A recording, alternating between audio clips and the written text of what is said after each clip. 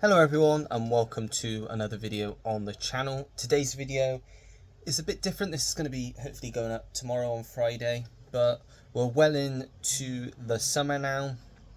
So I thought I'd just do like my top 10 summer movie sort of list. These are just films that I think are perfect films to watch during the summer. There are some pretty obvious ones, some big ones here that people will probably expect to be on this list, and I've also chucked some other ones that aren't as conventional and might not typically be considered summer films, but summer I think is a perfect time to watch them. So like I said, I've just got 10 here that I've picked from the collection, so I'll go through these 10, talk a little bit about the films, and yeah, that'll be it. And then you can give me your thoughts if you've got any films that I'm missing off my list that you think are perfect summer films. I'd love to hear it down below in the comment section. But anyway, let's get started with my first pick, which is Mystic Pizza, which is all about a group of friends, who specifically three waitresses they are, in this little town called Mystic. They work at the local pizza shop, hence Mystic Pizza. You've got as you can see, Julia Roberts, you've got Annabeth Gish, Lily Taylor, you've got Vincent D'Onofrio in this as well. And it's just about them just during the summer, just after high school. They kind of just, I think they've just finished high school, and it's set during the summer after that. And it's about their lives, the loves in their lives, their friendships, and it's a really good coming of age comedy. Yeah, and I don't know how available this Blu-ray is now. I got this quite a while ago now, but I'm sure there's a DVD available for it. But it's a really good film, just one of those great, puts you in the real good summer mood when you watch this one. And especially if you like these sorts of films that are sort of like set in a small town. Sort of comparison to this, but for winter, I would go with Beautiful Girls, which I think came out in '96, which is a similar sort of film to this, but as I said, set in the winter instead. But yeah, that's my first pick, Mystic Pizza. Next up is a film that I only discovered for the first time last year. Thoroughly enjoyed it. If you know me, you know I like my coming of age, like comedy dramas type thing. This definitely fits into that bracket, and it's a film called The Kings of Summer. This is about three teenage friends who basically decide they want to be completely independent, try and see what it's like to live by themselves. So they decide to spend their entire summer building a house in the woods and kind of just living away from everything. But what they forget to do is tell their parents where they've gone. So you've got another storyline of their parents sort of freaking out, trying to find out where they've gone, what's happened to them. One of their parents, you've got Nick Offerman and Megan Mullany, who obviously married in real life. And yeah, it's just a really good, great film to put you in a good summer mood. It's not long either, it's just an hour and a half. It's just about their friendship, them trying to live out together, and the comedy that ensues. One of the friends, it's a bit weird, it's quite funny, quite comical, and yeah, it's just a really pleasant little film. That's another one that I think is a perfect film to watch during the summer. That is The Kings of Summer. Next up we have Ang Lee's Taking Woodstock, all about the formation of the Woodstock Music Festival back in 1969. It's about a young man who lives with his two parents at their motel. He basically used to live in Greenwich Village in New York. He was an interior designer, but he never amounted to anything, so he's been forced to go back and live with his parents, who are played by Imelda Staunton, and who plays his dad? It's gone out of my mind who plays his dad. This guy here.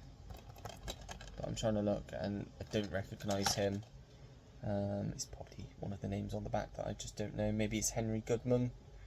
But yeah, and it's just about them kind of deciding to let these people use their land for this massive festival that is the biggest festival for music in the world at the time. And yeah, again, bit of coming of age, definitely some comedy chucked in there as well. It's about him trying to get involved, it's about being young, that sort of thing. You got Eugene Levy in this as well, Jeffrey Dean Morgan, Emil Hirsch, Liev Schreiber. I think Paul Dano's got a small role in this, if I remember rightly. I think it's Paul Dano maybe later on in the film. Jonathan Groff as well, Dan Fogler. Really good summer film. If you're interested in like biopics and music-based films as well, I'd say this is a really decent one as well. I did enjoy this one. So yeah, that is Taking Woodstock. Next up, we have one called The Way, Way Back, which is a perfect. This is the definition of a perfect summer film. I will say, if you like Adventureland, you're guaranteed to like this one. It's about a young boy who is basically going with his mum and his mum's new boyfriend, played by Steve Carell and Toni Collette's mum, to the boyfriend's house out in, I don't know where it is, by the coast, like maybe Florida, I'm not too sure. And he doesn't really want to be there. He doesn't get on with her boyfriend very well. He's a bit much. But he finds a friend in the form of Sam Rockwell, who is the local lifeguard at the local water park, which he frequents quite often over the summer. And they sort of form a really strong bond, and he helps him sort of learn the ways of life. And you got love stuff in here, just about family, friendship, everything you could want from a coming of age film set in the summer. This to me is one of, with The Kings of Summer, the best modern coming of age like summer films. And it's quite a niche bracket, but it's just so well done. As I said, it's got Steve Carell, Toni Collette, you've got Maya Rudolph, Sam Rockwell, you've got Rob Corddry, Amanda Peet, Alison Janney, Anna Sophia Robb. Really good film, this one. Definitely can't recommend this enough. So yeah, that's The Way, Way Back. Then this one's not as conventional, and it's a newer title, but it's set in the summer. It's very hot, very steamy film, ideal for summer watching, I would say. And that is last year's Challengers, with Zendaya, Josh O'Connor, and Mike Face, the Luca Guadagnino film. All about sort of these tennis guys, I suppose. You got Zendaya, who was a former tennis prodigy at the start of the film, and then it flash forwards years later, and she's now a coach to her husband, who's now kind of taken up her mantle, the status that she had. But then into the picture their old friend, who she used to have a thing with, sort of. They sort of had a weird thing going on. Very steamy film, this is. Lots going on. I absolutely loved this. It was one of my favourite films of last year. And I think just because the fact that it's set during the summer, it's a very steamy film as well. As I've said many times now, it's well worth watching during this time of the year. Not for everyone. It's very erotic in ways, but the story and the characters are very compelling, although you dislike all of them for certain reasons.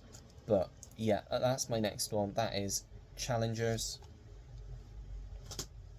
Right, we're at the halfway mark. Next up, another one of my favourite, like, sort of summer feel good comedy sort of films, and I know Sam will agree, because this is one of the 3 films that he always ends his year with, and I intend to do that this year as well.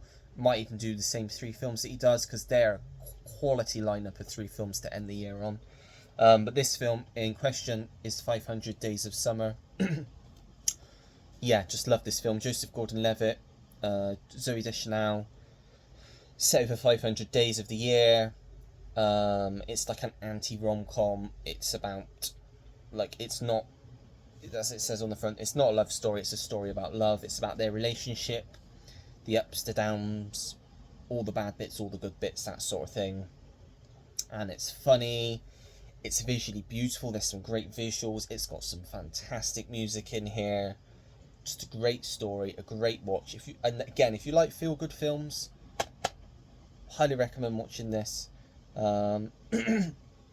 Yeah, just one that I always recommend whenever I can. Just think it's a really great little film. That is 500 Days of Summer. Next up, nobody put Roy in the corner for this one. Yeah, it's Dirty Dancing, Roy's favourite. Again, set over the summer, but a teenage girl that goes on vacation with her family to Kellerman's holiday resort, which is up in the Catskill Mountains. Whilst there, she meets Patrick Swayze's character Johnny, who's a dance instructor at the resort. They fall in love. He teaches her to dance.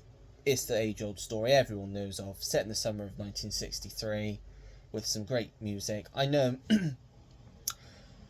it's not a film for everyone, as evidenced by both Roy and Jim's complete distaste and disgust of this film.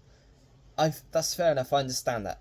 Not every film is made for everyone. There are films out there that people adore. I'm talking about Alien and Blade Runner that I just don't get. I just don't get on with like everyone else does. This is that film for some people. It's no different than Forrest Gump and a lot of the other films that I love. Other people just don't like them for their reasons.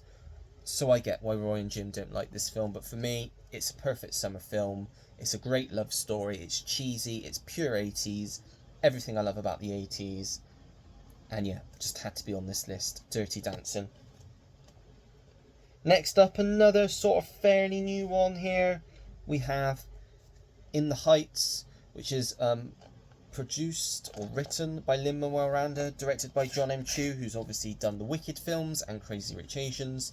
Set during the summer in Washington Heights, hence the title In the Heights.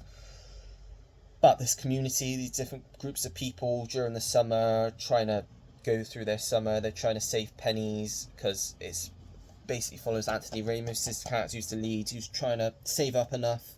He works at this local bodega, which to us is like a corner shop, or newsagents, and he's trying to save up enough pennies to go home. I can't remember where home is, different country, and it's just about their summer. Again, there's love aspects to it. It's a musical. There's a lot of music. So if you don't like musicals, you don't like a lot of music, it might not be for you. I watched this the first time at the cinema. Didn't get on with it. Got the 4K. Watched it about a year later. Absolutely adored it. Had me feeling all the emotions. I was laughing. I was crying. You sing along. The songs are that catchy. It's a great musical and it's a great summer film just because of the heat you feel off this film. If you watch this on a hot day, I wouldn't recommend watching any of these on a day if it's too hot, because it'll probably just be too much. But it's a great film to watch on a nice summer's day, I'll say, and a great musical as well. That is In the Heights.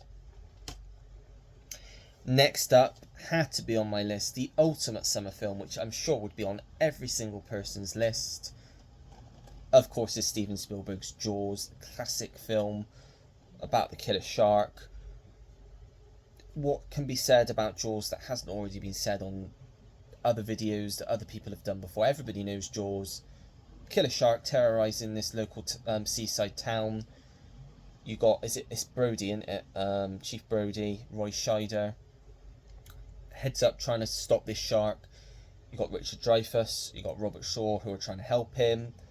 And it's about them trying to stop the shark before it causes too much damage.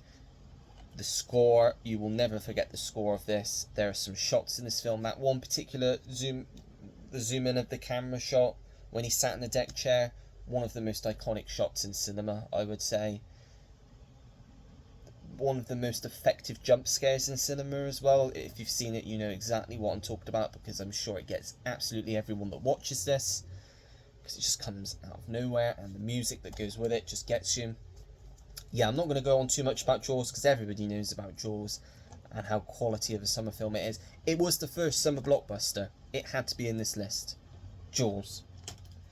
2 to go. Next up, again, not as conventional, but it's set on one of the hottest days of the year, and I think it just is a good film to watch this time of the year. It's Michael Douglas and Falling Down. Traffic's at a standstill. Nothing's going right for Michael Douglas's character. Things just keep getting worse for him throughout the day, and it's on, like I said, one of the hottest days of the year. And it's basically, it poses the question, how, like, he's an ordinary man, but the things that push his buttons and how far it pushes him, and just from the start to the end, what you see this character go through, and the progression of insanity sort of that he's going through is excellent. Michael Douglas is brilliant. The scene in the restaurant, is it McDonald's or Burger King? Brilliant stuff. Always remember that scene. Robert Duvall as the cop, basically trying to track him down because he's just gone off the walls. He's gone crazy. It's a great thriller, just a great thriller. And like I said, because of the fact that it's set on a really hot day, there's a lot going on, it's very fast paced. I think it's also a perfect summer watch. That is Falling Down. And last but by no means least, another film which is set on one of the hottest days of the year, and I think this was based on a true story, wasn't it? Yeah, it was. It's Dog Day Afternoon. Al Pacino, directed by Sidney Lumet. You got John Cazale in here as well. It's just a fantastic film about two guys, a bank heist that happens, and it's just great cinema. Just watching these characters making the decisions they make, doing the things they do, all the way to the end. It's one of the best heist films there is, like hostage sort of things. One of the best of its kind. Again, a great one to watch in the summer, because you can see the sweat dripping off of them in the film because of how hot it is when they're doing this. I mean, the film starts, and as soon as it starts, it makes it clear that this is the hottest day of the year, and then this happens. It's just great film. Yeah, another one that I can't recommend enough. All of these I recommend going and checking out, if they're your kind of film, that is, of course. But yeah, that's my final pick, Dog Day Afternoon. So yeah, like I said, let me know any of your picks down below in the comments. Do you agree with any of mine? Would any of mine also be on your list if you were to do a list? I'd love to hear all your thoughts on this down below in the comments. Yeah, so that's it really for this video. Not much more to say. I'll just quickly update you on scheduling for the next week. So you'll have the weekly watches on Sunday. Probably, I'm thinking, yeah, I'm at the cinema in the morning, so it will likely be Sunday afternoon stroke evening. Saturday, I shall also, after I've come back from my day out, I'm going charity shop hunting in the morning with Tim, and then I'm going out for lunch with my nan. So after all of that, when I come back, I will record my deliveries and all the charity shop pickups that I get as well. So that'll be for Monday. Hopefully we'll go up before the stream. Obviously then, of course, the stream will be Monday night as usual at 7 PM. That's going to be the new time going forward, just bringing it back half an hour. Gives us a bit longer to chat so it doesn't go on for as late. I don't know who's on this week. I think possibly Sam might be back this week. Possibility that Jim will also be on again this week. I haven't asked him yet, so I don't know. Oh, Jodie said she's definitely up for this week, so we'll have Jodie this week. Maybe even Pete. I don't know. I've got to go out and ask people first, see what I get back, who wants to join. So got that. And then obviously back to Wednesday. We'll have another episode of the Watch Pile uploaded on Wednesday at some point. So yeah, that's it for sort of the next week or so, what you can expect on the channel. But if you like this video, make sure to give it a thumbs up. Subscribe if you want to see more videos like this. Turn your notification bell on so you know when I have a new video uploaded to the channel. Comment down below anything and everything. As you know, I always take the time to get back to anyone that leaves me a comment because I really do appreciate it. And that is it. So until next time, everyone, take care. Goodbye.